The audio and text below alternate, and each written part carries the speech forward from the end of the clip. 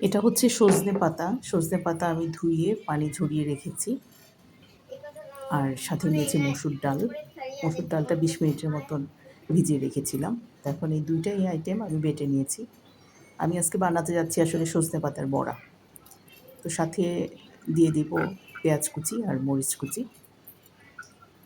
আর সাথে সামান্য পরিমাণে মশলা যাবে, গুঁড়া মশলাটা। তো এখন দিয়ে দিচ্ছি হলুদের গুঁড়া,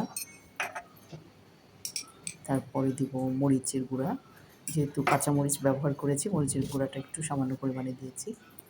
তারপর দিয়ে দিচ্ছি লবণ। এখন এই আইটেমগুলো ভালো করে মাখিয়ে নেব। ডাল এবং পাতাটা অবশ্যই পানি ছাড়া বেটে নিতে হবে শুকনো করে। আর পেঁয়াজ মরিচ আর লবণ দিয়ে মাখালে পরে এটা এমনিতে একটু পানি ছেড়ে দেয়, তাই আর বাড়তি পানি দিয়ে বাটতে হয় না। তো এখন একটা প্যানে একটু তেল দিয়ে আমি এরকম ছোট ছোট বড়া আকারে ভেজে নিব। আমি ছোট শেপটা একটু ছোটোই করব, যেহেতু এটা মানে ক্রিস্পির একটা ব্যাপার থাকে। বড়া যত ক্রিস্পি হবে আপনার খেতে ততই ভালো লাগবে। এই জন্য আমি ছোটো ছোটো শেপ করে দিয়ে দিলাম।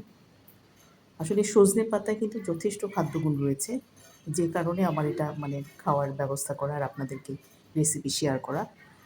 এটাতে রয়েছে খনিজ, ভিটামিন, অ্যান্টিঅক্সিডেন্ট, আর যেটা আপনার রোগ প্রতিরোধ ক্ষমতা অনেক বাড়িয়ে দেয়। সেই সাথে আপনার ত্বক, চুল এগুলো যথেষ্ট মানে ভালো রাখতে সাহায্য করে। আর সজনে ডাঁটাটাকে কিন্তু ধনী সবজি হিসেবে বলা হয়, কারণ হচ্ছে খাদ্যগুণ রয়েছে অনেক। সজনে ডাঁটাতেও রয়েছে আর পাতাতেও রয়েছে। পাতাটা বিভিন্নভাবে খাওয়া যায়, এভাবে বড় আকারেও খাওয়া যায়। আবার যদি পাতাটা মানে শুকিয়ে তারপরে আপনি হালকা তেলে এরকম পেঁয়াজ মরিচ দিয়ে মাখিয়ে ভর্তাও করা যাবে, ওটাও আমি একদিন শেয়ার করবো আপনাদের সাথে। আবার আপনি পাতাটা দিয়ে শাক রান্না করেও খেতে পারবেন। জাস্ট পাট শাকটা যেভাবে আমরা রান্না করি ঠিক ওইভাবেই রান্না করে খাওয়া যায়। তো এখন অনেকে ভাবতে পারে পাতাটা খেতে কেমন লাগবে বা বড়াতে দিলে কেমন লাগবে। আসলে অনেক মজা। আপনারা বানিয়ে খেয়ে দেখবেন, না খেলে বুঝবেন না। এটা ভাতের সাথেও খাওয়া যাবে, শুধুও খাওয়া যাবে। ব্যাস হয়ে গেল আমার সজনে পাতার বড়া।